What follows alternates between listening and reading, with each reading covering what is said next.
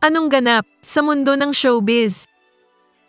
Hindi lang umano hiwalay bilang magkarelasyon kundi namemeligro ring mabuwag ang love team na Kathniel ni Catherine Bernardo at Daniel Padilla. Ayon sa nakarating na balita kay Christy Fermin, di umano'y hindi na i-renew ng Star Magic ng ABS-CBN ang Kathniel.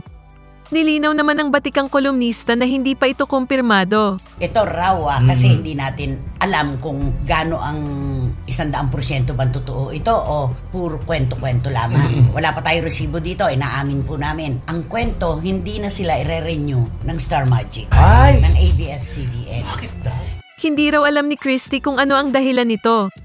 Hindi ko alam kung anong...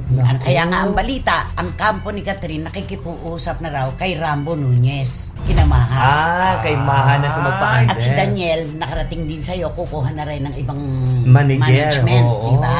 Parang ganon. Kaya nga eh. Kung nagustuhan mo ang content na ito, huwag kalimutang mag-subscribe at i-click ang share, like, at mag-comment ng inyong opinion. And favor naman po, please don't skip the ads.